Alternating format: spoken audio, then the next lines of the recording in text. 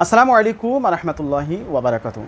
दोस्तों, यजीदियों ने करबला में अहले बैत अतहार पर जुल्म ढाने के बाद मदीने मुनव्वरा पर हमला किए। उसके बाद फिर मदीने से मक्के की तरफ रवाना हुए और मक्के के रास्ते पर मुस्लिम बिन अक़बा मर जाता है और फिर ये यजीदी अपना एक नया लीडर चुनते हैं और मक्के में पहुंचकर मक्के की काबा मुअज़्ज़मा की बेहुरमती करते हैं।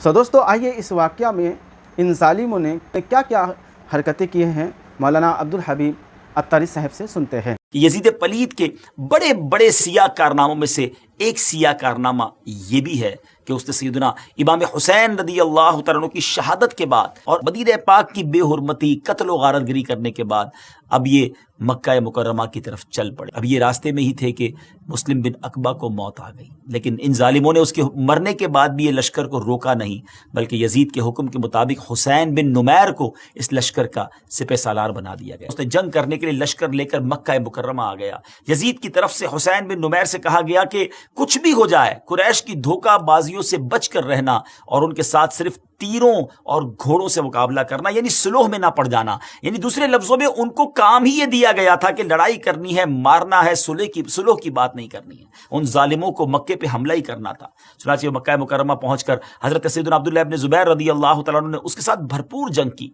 हुसैन बिन नुमैर के लश्कर ने मक्के का मुहासरा कर लिया और अब्दुल्लाह इब्न ज़ुबैर रदी अल्लाह तआला अन्हु ने मस्जिदुल हराम में पनाह ली थी और उसने हमला किया। मंजनीक जो होती थी, यानी जिससे गुलैल की तरह बड़े बड़े पत्थर फेंके जाते थे, उन्होंने आग के तीर भी फेंके। खाना काबा के पर्दे और छत में आग लग गई। मक्के का मुहासरा और हज़रत अब्दुल्लाह इब्न ज़ुबैर रदी अल्लाह तआला उनके साथियों से जंग जारी थी कि यजीद के मरने की खबर शामियों तक पहुंची। वो मुतफर्रिक हो गए, वो घबरा गए। हुसैन बिन नुमैर भी भाग निकला। यजीद की मौत के बाद मरवान बिन हकम ने लोगों को अपने हाथ पर बैत करने का कहा।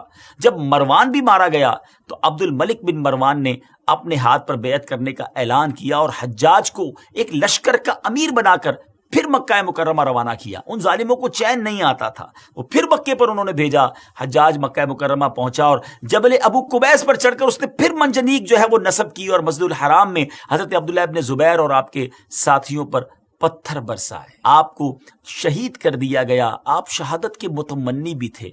आपके दिल में यूं समझिए कि शहादत का जो शौक था वो मौजे मारता था। आपने अपने साथियों को ये कह दिया था कि हथियार डालने नहीं हैं, जान जाती है तो चले जाए, काबे की हिफाजत करनी है और इन बातिलों के आगे जो है वो सर नहीं झुकाना है, इनके हाथ पर बेअत नहीं करनी है। सैयदी आला हजरत के एक शेर पर इख्तिताम करूंगा। वो फरमाते हैं कि करूं मदहे अहले दुवल रजा, पड़े इस बला में मेरी बला, मैं गदा हूं अपने करीब का, मेरा दीन पाराए ना नहीं। हमारा दीन रोटी का टुकड़ा नहीं है कि उसको सेल करते रहें, उस पर कंप्रोमाइज करते रहें। जैसा देश वैसा भेस, ये अजीब सा जुमला है। नहीं जनाब, जैसा भी देश मुस्तफ़ा वाला भेस, सुन्नतों वाला भेस, यहाँ आशिक रसूल वाला भेस। सो दोस्तों, आपने बयान को सुना। दोस्तों, यजीद ने और यजीदियों ने सिर्फ हुकूमत और पैसा और दौलत की लालच में करबला में, मक्के व मदीने में जुल्म ढाए। फिर क्या हुआ? मुश्किल से 2 साल भी हुकूमत कर नहीं पाए। सो दोस्तों, जुल्म करके जो माल और दौलत, जो हुकूमत लिया जाता है वो ज़्यादा दिन नहीं रहता है और वैसे भी जो चीज़ आता है वो जाता भी है।